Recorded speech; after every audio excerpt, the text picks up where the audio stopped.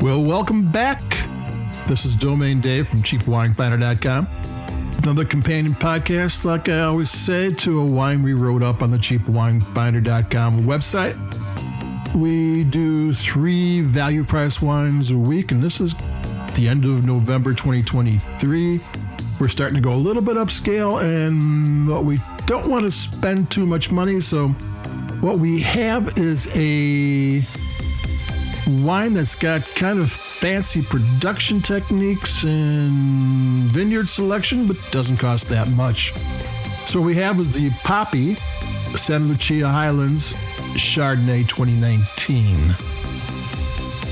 Poppy is the house brand for the Monterey Wine Company. They are a custom wine company.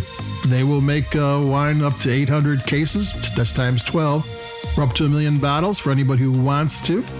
They have their own vineyard, plus they have contracted vineyard partners, people who own vineyards who sell them grapes.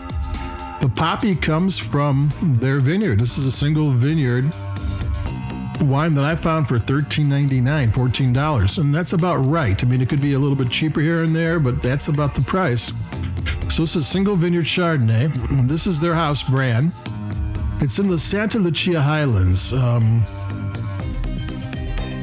That's in the southwestern side of the Salinas Valley, which runs like a 45-degree line southeast of the Monterey Bay.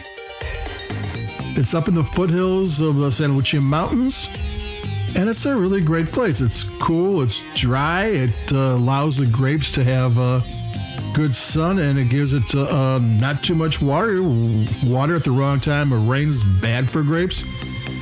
It's fairly dry, and it's really, Big Sur is just west, and Carmel is up there. This is beautiful country where these. So if the grapes are as beautiful as the scenery, that should be good. One thing about this wine is that they use 3 separate production techniques to make it. The first one was just in stainless steel, cold fermentation, stainless steel. The second one was oak barrel fermentation, small barrels, smaller than the kind you see. The barriques are Bordeaux barrels. That's the one most people think of when they see barrels. No, they're smaller than that. And they did warm fermentation, and they did full malolactic fermentation. And on lees, when you age it, you leave the dead yeast in there with the wine, and if you stir it, it gets the wine creamy. And the fourth one was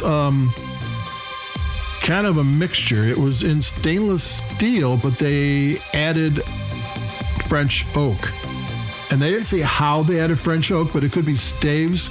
They can take barrels that have been used a few times, shave it down a little bit, throw it in there, or oak chips. That will get the flavoring in there, especially if you really don't want the aging that oak might give you. Just want flavor. And then they stopped malolactic fermentation halfway through. So there's 3 very distinct methods of how this wine was made, and it was blended together. And it's funny because I had the technical notes, and they said this much. It was like the third method we did 80%. The second method we did 40%, and the first method we did 30%. It's like, that doesn't add up to 100. So I'm not sure, but they use more of the stainless steel with the oak added. Then the second was the oak barrel fermented and aged, and with malolactic. And then the stainless steel, like the unoaked Chardonnay, was the least amount they put in there. What things were, I don't know. The alcohol is only 13.5, 13.7. The bottle says 13.5. The tasting notes says 13.7. They're allowed to be off by like 1.5 percentage points, because sometimes you got to get the labeling done before the chemistry is in.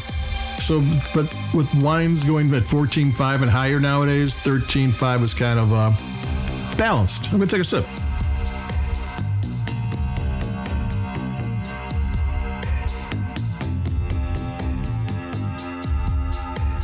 This is the 2019 vintage and it's current. And that's kind of old for a drink it now Chardonnay. I mean, but their website has a 2021 Pinot Noir, so it's current. I'm not positive, but since they contract and make people wine in years that they don't have enough grapes to, they use up for customers, they might not make this wine. Because it is kind of, you would expect a current vintage of something like this to be 2021. Maybe not 2022, or maybe within the next month or two be 2022. But 2019 is a little bit older, so this is going to be a little bit more melded together. Maybe not as bright and juicy, but with more complex flavors, which it does have. And it's it's not buttery, it's creamy. That malolactic and the anlis, which they stir, kind of show up in this one.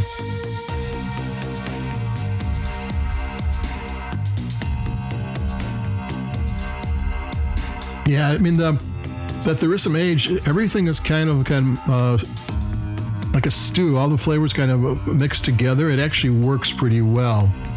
Often you get value price wines, you get these bright flavors that jump out at you. Not bad, but you're getting a little bit of age on this one, which is interesting and flavorful. So that's it for me, Domaine Dave, CheapWineFinder.com. This is a premium growing region with a single vineyard.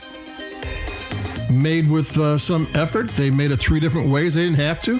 One way is usually enough for most wines. And here they are. They made it 3 different ways and blended it all together. So, and poppy is the the state flower of California. So if you can find it, because I think if it was released in 2020, they might be selling out by now. But if you can find it, grab it. It's because it's a fun wine to drink.